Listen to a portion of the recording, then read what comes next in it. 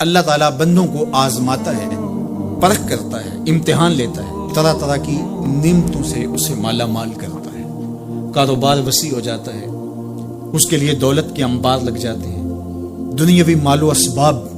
اس کے لیے جمع ہو جاتا ہے، منصب ملتا ہے، عہدہ ملتا ہے، اقتدار ملتا ہے، شان و شوکت ملتی ہے، لوگوں کے دلوں میں اس کا گھر بنتا ہے، تو اس کے ذہن میں یہ بات آتی ہے کہ میرے رب نے مجھے جو عزت دی ہے میں اس کا استحقاق رکھتا تھا، اور میں اگر اس لائق نہ ہوتا تو مجھے کیوں نوازا جاتا، تو گویا میرا رب میرے اوپر راضی ہے۔ اور پھر جب محفل نعت میں مہمان خصوصی بھی بن گئے تو پھر تو ان کے نفس کو اور تسکین مل گئی۔ جب پیر صاحب نے بھی ان کو ہی اہمیت دی تو پھر انہیں لگا کہ واقعہ ہی ہمارا رب ہم پہ راضی ہی ہے، تبھی تو ہمیں مذہبی طبقوں کے اندر بھی اہمیت مل رہی ہے، حالانکہ وہ جانتے ہیں کہ ہم نے یہ دولت کیسے حاصل کی ہے،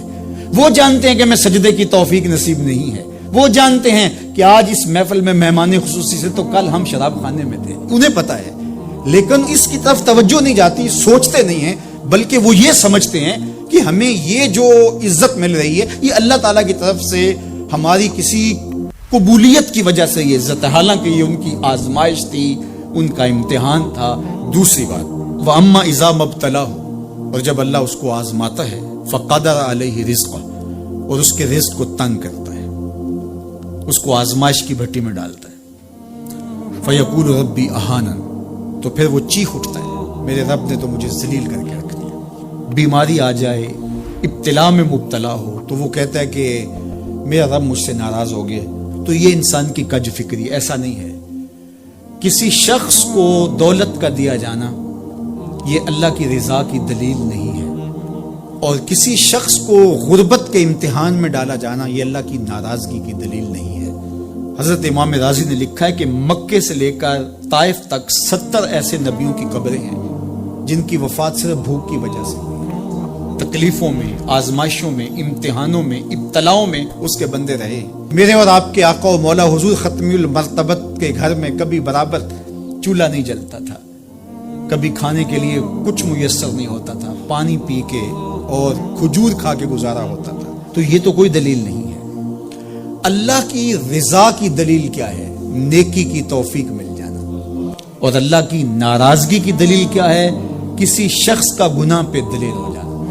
کوئی بندہ گناہ پہ دلیل ہے اور معصیت، نافرمانیاں، اللہ کے حکموں کو توڑنا اس کا مزاج ہے، تو سمجھو اللہ اس سے ناراض ہے۔ اور اگر کسی کو اللہ نے سجدے کی توفیق دی ہے،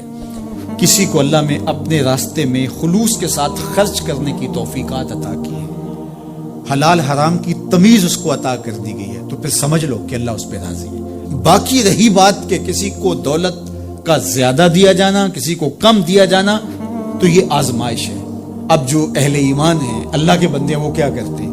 جب دولت زیادہ ملتی ہے، اقتدار ملتا ہے، منصب ملتا ہے، تو صرف اللہ کے شکر کے دائرے میں آ جاتے ہیں، اور جب مصیبت آتی ہے، تکلیف آتی ہے، اذیتوں میں مبتلا ہوتے ہیں،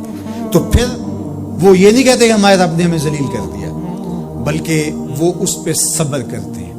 اور اللہ کے حضور دعائیں کرتے ہیں، التجائیں کرتے ہیں کہ مالک تو نے جو جس آزمائش میں ڈالا ہمیں پورا اترنے کی توفیق نصیب فرما، ہماری سفید پوشی کا بھرم نہ ٹوٹے، اور ہمیں اس مشکل وقت سے بچانا کہ جب ہماری یہ غربت ہمیں کفر تک لے جائے، اور جب ان کو دولت مندی دی جاتی ہے تو وہ ڈرتے ہیں کہ اللہ ایسا نہ ہو کہ یہ دولت ہمیں فرعون بنا دے، یہ دولت ہمیں نمرود بنا دے، ہمارے اندر بخل پیدا ہو، تکبر پیدا ہو، ہمارے اندر غرور پیدا ہو، تو وہ اس حالت کے اندر اللہ تعالیٰ کا شکر یا دوسری حالت میں اللہ کے حضور صبر کی توفیق مانگتے ہیں اور صبر کے ساتھ اپنی زندگی گزارتے ہیں۔